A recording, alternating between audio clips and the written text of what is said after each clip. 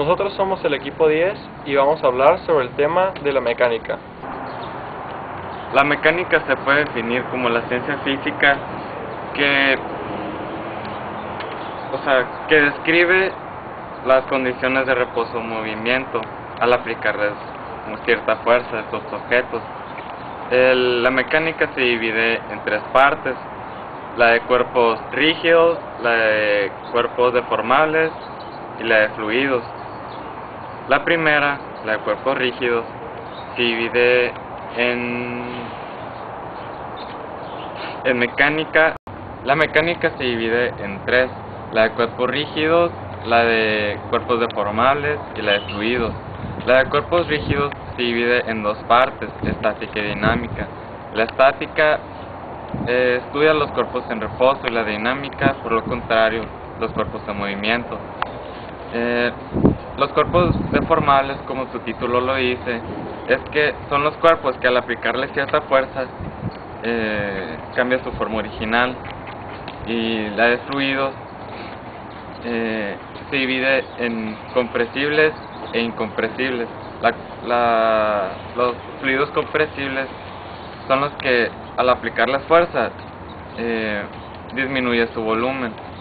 En cambio, los incompresibles son los que no hay diferencia. Los conceptos básicos de la mecánica son tiempo, masa, fuerza y tiempo, los cuales no pueden ser definidos en forma exacta. Deben de ser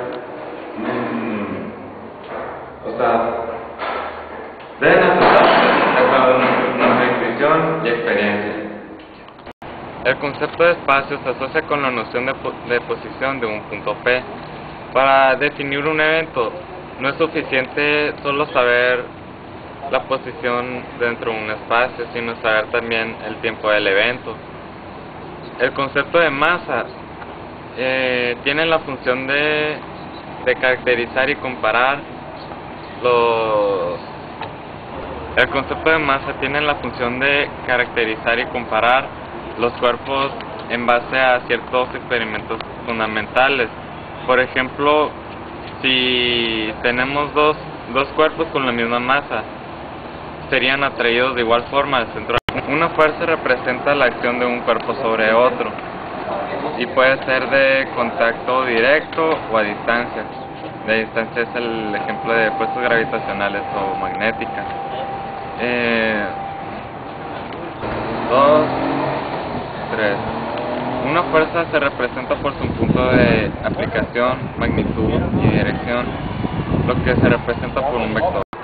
Ahora les voy a explicar algunos conceptos. El primero es la ley de paralelogramo, que es cuando dos fuerzas aplicadas a un solo destino se puede sustituir por una sola fuerza llamada resultante, la cual se obtiene trazando líneas paralelas de acuerdo a las dos fuerzas sobre los vectores y trazando la diagonal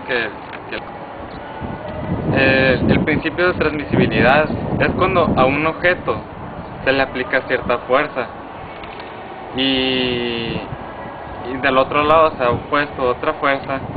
Eso quiere decir que se va a quedar en aceleración cero, porque tienen lo mismo.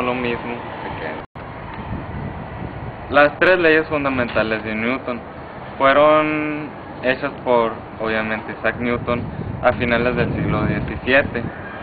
La primera ley de Newton dice que si a un cuerpo en reposo se le aplica una velocidad igual a cero, este objeto se va a quedar en reposo. En cambio, si el objeto lleva cierta aceleración y se le aplica otra aceleración de cero, va a tener una velocidad constante. La segunda ley de Newton dice que la segunda ley de Newton dice que si a un objeto se le aplica una velocidad que no es cero, su aceleración va a ser proporcional a la magnitud y a la dirección de esta. La tercera ley de Newton dice que las fuerzas de acción y reacción de cuerpos en contacto van a tener la misma magnitud, la misma línea de acción y pero sentidos opuestos. La ley de gravitación de Newton dice que dos partículas se atraen con la misma magnitud, pero en direcciones opuestas. Por ejemplo, cuando una persona está sobre la Tierra, más correctamente se le dice fuerza gravitacional, pero aquí se le conoce como peso.